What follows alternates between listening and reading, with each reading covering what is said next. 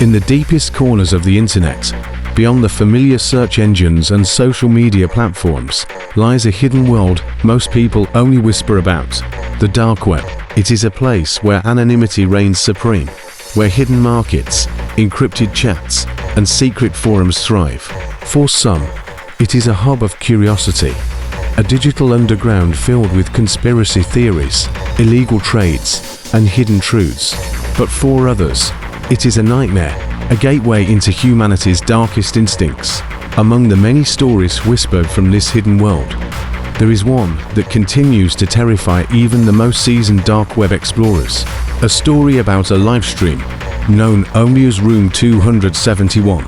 It began as a rumor on obscure Reddit threads and encrypted forums.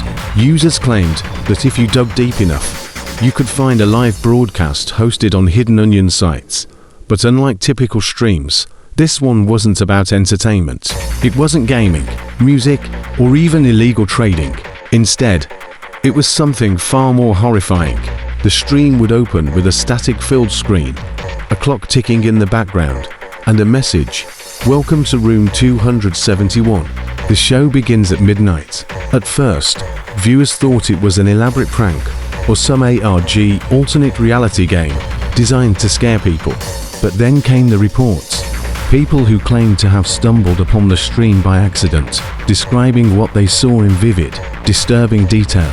They spoke of a dimly lit room with peeling wallpaper, a single wooden chair, and a masked figure standing silently in the corner. And then, when the clock struck midnight, someone would be dragged into the room. No one knew where these people came from. Some believed they were kidnapped victims. Others thought they were volunteers paid by twisted underground organizations. But what happened next was the stuff of nightmares. The figure in the mask would approach the chair, tie the victim down, and begin a grotesque show. No one knew where these people came from. Some believed they were kidnapped victims. Others thought they were volunteers paid by twisted underground organizations. But what happened next was the stuff of nightmares. The figure in the mask would approach the chair, tie the victim down, and begin a grotesque show. The stream was interactive. Viewers could send cryptocurrency donations, and in return, the masked figure would perform whatever act the top donor requested. Some requests were cruel jokes, shaving the victim's head, making them sit in silence for an hour, forcing them to read scripts. But other requests were darker. Over time, as more stories emerged, it became clear that Room 271 was more than just an urban legend. Multiple sources claimed that the victims were never seen again. Some viewers swore they recognized missing persons from their own towns and cities. People who had been reported lost, their faces suddenly appearing in this horrifying live stream. Cybercrime investigators tried to trace the origins of the stream, but every time they got close, the servers vanished, reappearing under new onion addresses across different hidden networks. It was as if whoever ran Room 271 was always one step ahead. The most terrifying part came from those who claimed they received private invitations.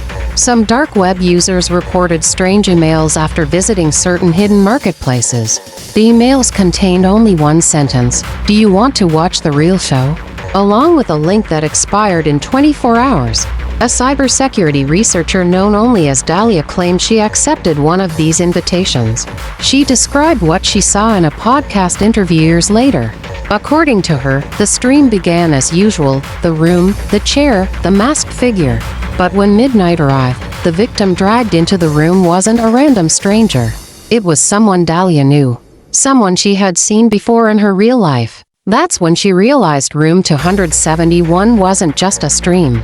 It was personalized. The story goes that the people behind Room 271 had access to vast surveillance networks, hacked webcams, social media profiles, and leaked data. They didn't just pick random victims, they picked people connected to their viewers.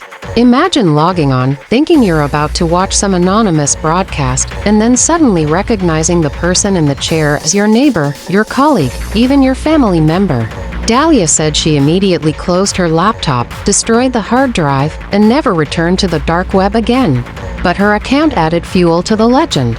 Suddenly, the story of Room 271 wasn't just about sadistic entertainment, it was about control, fear, and the terrifying reach of those who operate in the shadows of the internet.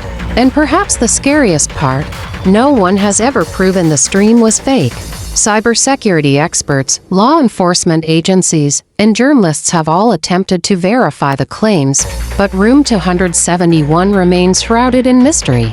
Was it an elaborate hoax designed to frighten? Or was it real, a window into the darkest side of human nature?